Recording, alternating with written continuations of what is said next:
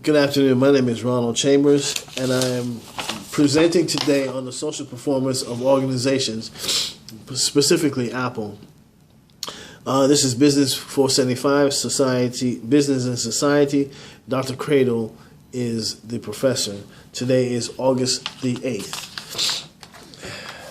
Excuse me, I have a bit of a cold, so I might be doing some sniffling while talking about this information. The business of Apple is one that is very varied. Apple today manufactures technology, devices, operations, and application software, and provides various services to its customers. The organization structure is one that is very demanding, and one that promotes creativity, one that is more so run like a dictatorship.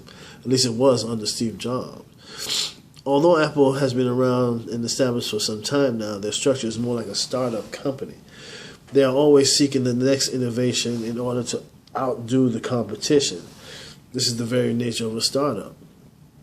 In Apple earlier days, Apple developed the Macintosh personal computer. This computer and its features such as the floppy drive disk design and low-cost hardware for faster data retrieval helped to make this company begin its renowned reputation for innovation. In accordance with Fortune, simplicity is the key to Apple's structure.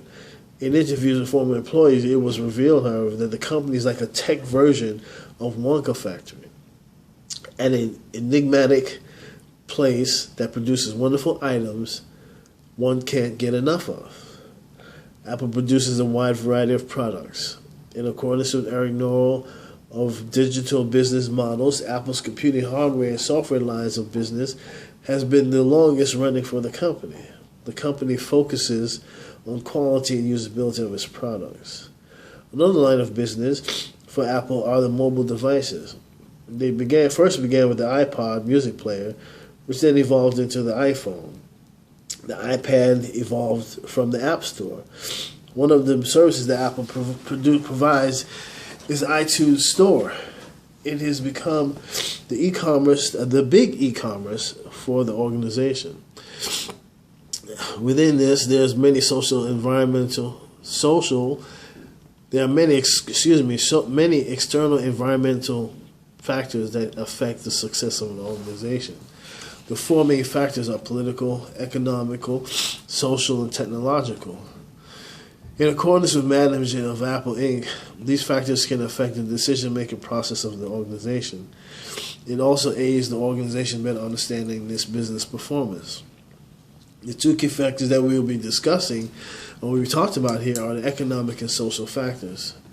According to Management Insight, under the economic factors, the following variables will certainly have to be examined to see the effects on the company. The factors include inflation rate, interest rate, exchange rates, unemployment trends, labor costs, stage of business cycle, credit availability, trade flows, level of consumer disposable income, monetary policies, physical policies, as well as price fluctuations, stock market trends, weather, and climate change.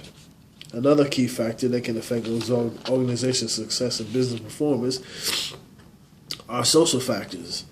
Globalization, virtual world, and lifestyle are social factors that give a huge impact to Apple Inc.'s business development. Some of the variables include the following: health consciousness, education level, attitudes towards imported goods and services, attitudes towards quality and customer service, attitudes towards saving and investing, emphasis on safety, lifestyles, buying habits, religion, and beliefs, as well as attitudes towards green or ecological products, attitudes towards support for renewable energy, population growth, emigration, age distribution, life expectancy rates, sex distribution, average disposable income level, social class, family size and structure, minorities. Primary stakeholders are very important to an organization. They can ultimately affect the financial performance of an organization. Stakeholders are people or groups that are affected by the company's operations. Mueller says that stakeholders are, or owners are also considered shareholders. Excuse me, shareholders are also considered stakeholders. Stakeholders have power. As a stakeholder, the shareholder often involves himself in the day-to-day operations of the company. They are often involved in the decision-making of the company as a source of financial accountability. Without their funding, the company may not last. Customers and communities are also stakeholders. Without the customer element, there would be no source of revenue or cash flow that would be needed by the company to profit. Now, if Apple did not make a good product that people like, then they sure would thrive it would not thrive as a business. The community are also stakeholders. They hold the companies accountability. They hold the companies accountable for their social and environmental responsibilities. Now, if Apple did not do its parts to be socially responsible to the community, such as providing laptops to education institutions for better learning capabilities, they sure would not thrive. Employees are another group of stakeholders that must be treated in high regard. They do have power. To keep valuable employees, they must be compensated fairly, properly trained, and empowered. Now, if Apple did not do these things, the work would not get done. Inferior products may be developed. Business partners and suppliers have also significant influence on the business. Suppliers can hold up or delay shipments, and partners can deny participating with the business in future endeavors. This means that Apple would have had to maintain a trusting relationship with its partners and suppliers.